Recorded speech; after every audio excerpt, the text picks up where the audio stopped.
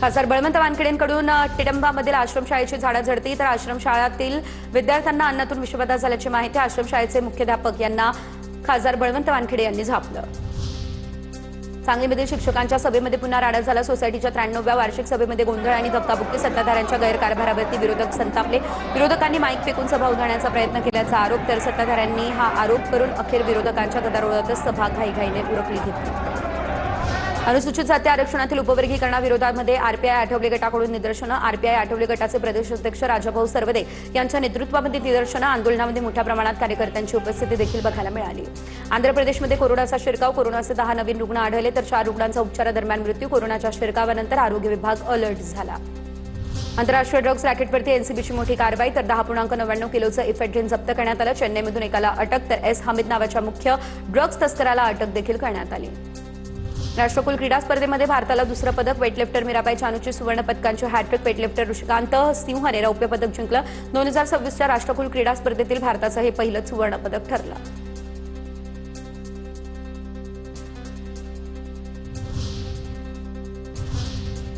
पुढे बघूया टॉप 9 महत्त्वाच्या बातम्या।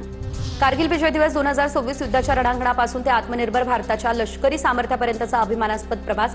नवी दिल्लीमधील नॅशनल वॉर मेमोरियलसह देशभरामध्ये विविध कार्यक्रम आयोजित।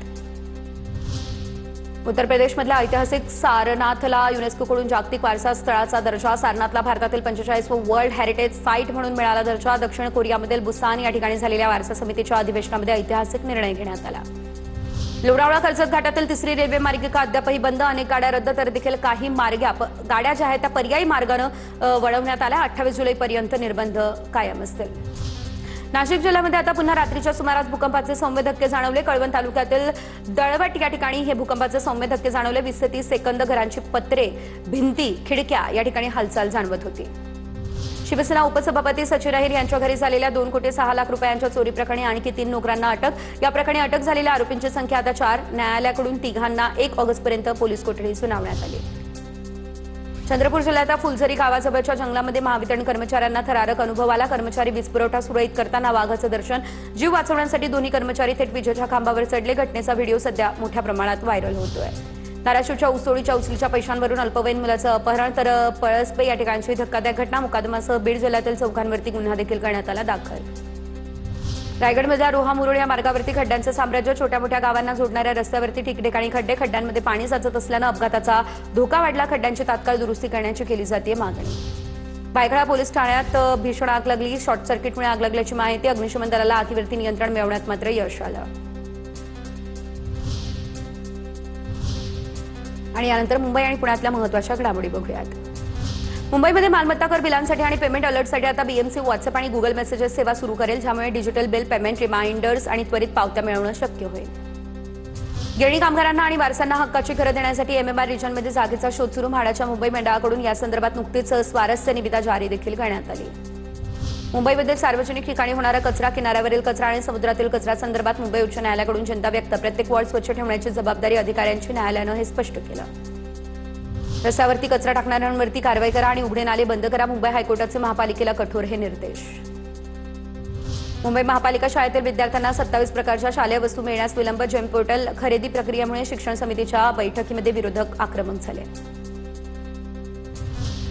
पुण्यात साथीचे आजार वाढत आहे असं असताना आरोग्य विभागातील कर्मचाऱ्यांची मतदार यादी पुनर्रचनेच्या कामासाठी नियुक्ती, त्यामुळे आरोग्य सेवा प्रभावित होण्याची देखील भीती व्यक्त करण्यात आली। पुणे शहराला पाणी पुरवठा करणाऱ्या धरणांमधील पाणीसाठ्यामध्ये मोठी वाढ। सर्वच धरण जवळपास पूर्ण क्षमतेने भरण्याच्या स्थितीमध्ये। हवामान विभागाकडून घाटमाथ्यावरती रेड अलर्ट देखील जारी करण्यात आला।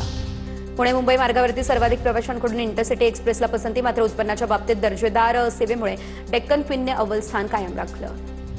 पुण्यातील वाहतूक कोंडी कमी करण्यासाठी महापालिका 12 मिसिंग लिंक रस्त्यांची कामं लवकरच सुरू करेल। पथ विभागामार्फत ही कामं पूर्ण केली जातील, अशी माहिती महापालिका आयुक्त नवल किशोर राम यांनी दिली।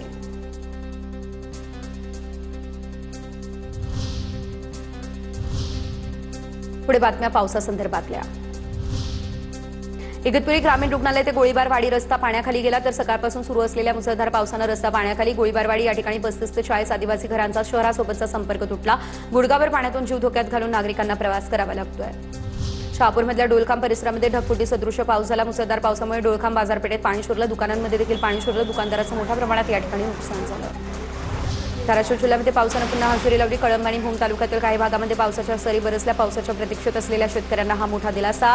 सोयाबीन पिकाला या पावसामुळे चांगली संजीवनी मिळाली.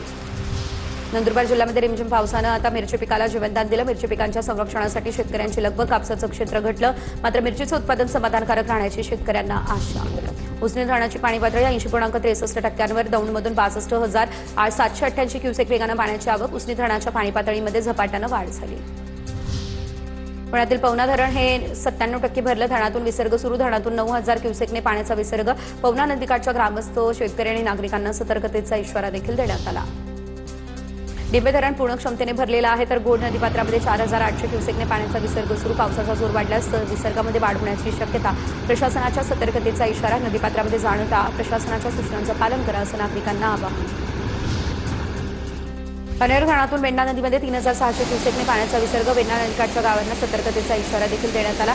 धरणामध्ये 9.32 टीएमसी पाणीसाठा. करंजी म्हसपे आणि अहमदबाज किडगाव पूल वाहतुकीसाठी पूर्णतः पुन्हा एकदा खुला करण्यात आला.